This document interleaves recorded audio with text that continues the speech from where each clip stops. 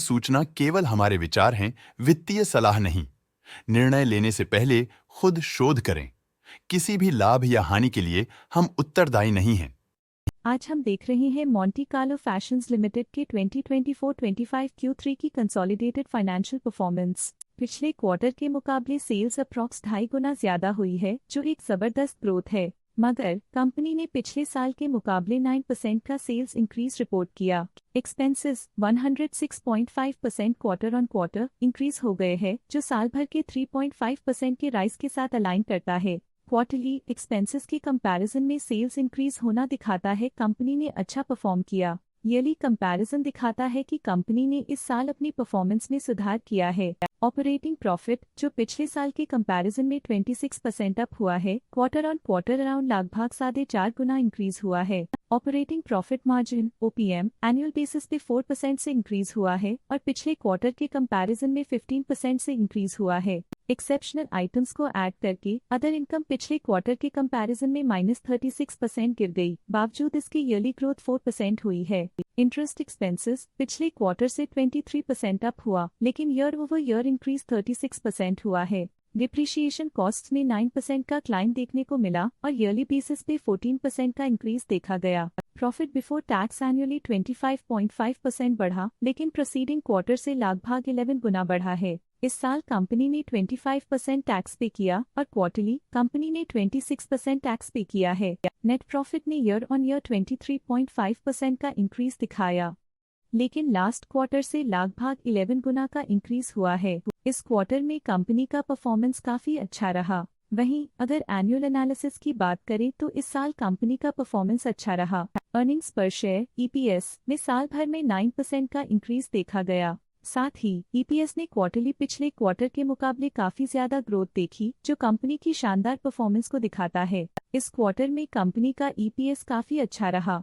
Monte Carlo fashions limited के financial snapshot को review करते हुए कुछ मुख्य ट्रेंड्स सामने आए हैं, जो कंपनी की परफॉर्मेंस पे रोशनी डालते हैं। दिसंबर 2022 से दिसंबर 2024 तक मोंटी कार्लो फैशंस लिमिटेड की फाइनेंशियल जर्नी में सबसे पहले बात करते हैं सेल्स की। इस साल सेल्स में 1% की वृद्धि हुई है और पिछले 3 सालों में 5.5% की वृद्धि हुई है, जो एक निरंतर अपवर्ड ट्रेंड को दर्शाता है। पिछले 2 साल से सेल्स लगातार बढ़ती जा रही है, जो मार्केट एक्सपेंशन और कंज्यूमर डिमांड में वृद्धि को दर्शाता है। अब बात करते हैं एक्सपेंसेस की। इस साल एक्सपेंसेस 8.5% बढ़े हैं और 3 सालों में 18% का इजाफा हुआ है। इस साल हालांकि एक्सपेंसेस सेल्स से थोड़ा ज्यादा बढ़े हैं, मगर ग्रोथ रेट्स का करीब होना स्टेडी ऑपरेशनल कॉस्ट को दर्शाता है। चैलेंजेस से गुजरते हुए ऑपरेटिंग प्रॉफिट ने इस साल -37% की डाउनटर्न देखी, जो एक ट्रेंड को कंटिन्यू करता है, पिछले 3 सालों में -44% की डिक्लाइन के साथ।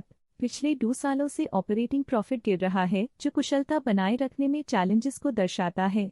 कठिन दौर से गुजरते हुए नेट प्रॉफिट में इस साल -26.5% की गिरावट आई है, जो पिछले 3 सालों में -42% की गिरावट के साथ चुनौती पेश करता है। पिछले 2 सालों से नेट प्रॉफिट में गिरावट आई है, जो ऑपरेशनल चैलेंजेस या मार्केट कंडीशंस पर चिंता बढ़ा सकती है। EPS के लिए रास्ता कठिन रहा है। इस साल EPS -26.5% डिक्रीज हुआ और पिछले 3 सालों में कुल मिलाकर -42% की गिरावट हुई है। लगातार 2 साल से EPS गिर रहा है, जो ऑनगोइंग चैलेंजेस को दर्शाता है और स्ट्रेटेजिक रीवैल्यूएशन की जरूरत को बताता है। चलिए अब बात करते हैं शेयर होल्डिंग पैटर्न की। मोंटी कार्लो फैशंस की शेयर होल्डिंग रिपोर्ट्स कुछ इस प्रकार की हैं, जो दिसंबर 2024 के 31 तक चलता है। ये रिपोर्ट कंपनी के शेयर्स की डिटेल्ड जानकारी देता है, जिसमें promoters, promoter groups, foreign investors, public investors और सरकारी एंटिटीज शामिल हैं।